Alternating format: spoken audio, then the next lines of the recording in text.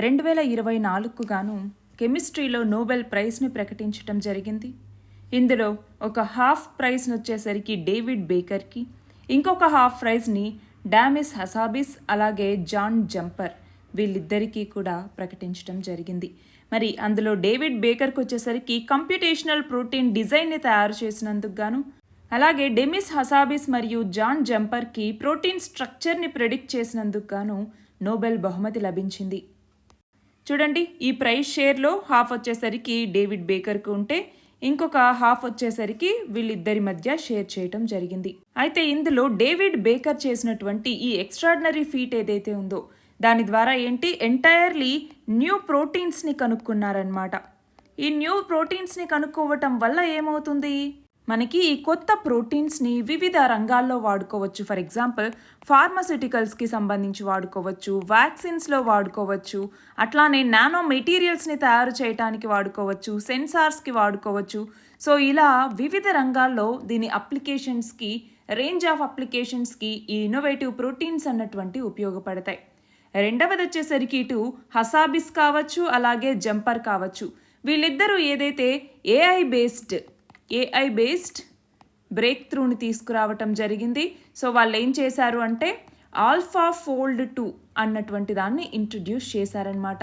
So ఈ AlphaFold 2 model ఏదైతే ఉందో ఇది దాదాపు 200 మిలియన్ ప్రోటీన్స్ ఏవైతే ఇప్పటిదాకా రీసెర్చర్స్ కనుక్కున్నారో వాటిని ప్రిడిక్ట్ చేయటానికి, వాటి యొక్క స్ట్రక్చర్ని ప్రిడిక్ట్ చేయటానికి ఉపయోగపడుతుంది. సో ఇప్పటిదాకా ఇది ఎవ్వరూ చేయలేదన్నమాట. అట్లాంటి ఒక ఇంపాసిబుల్ ఫీట్ని వీళ్ళు కనుక్కున్నారు.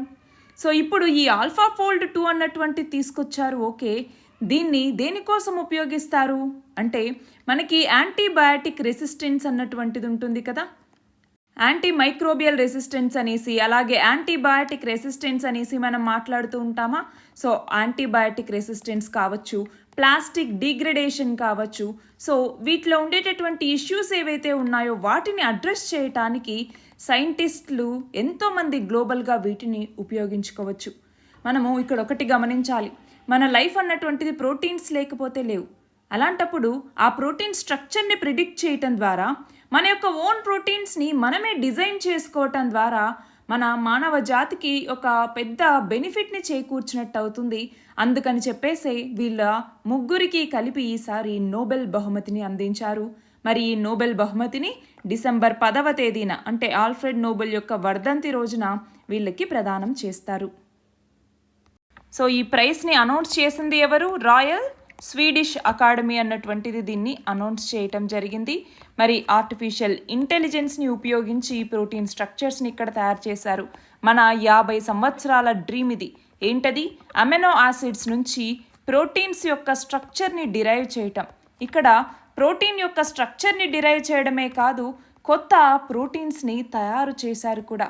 సో ఈ అచీవ్మెంట్కే ఈ సంవత్సరం నోబెల్ బహుమతి ముగ్గురికి లభించింది. ఎవరి వాళ్ళు? డేవిడ్ బేకర్, డెమిస్ హసాబిస్ అలాగే జాన్ జంపర్.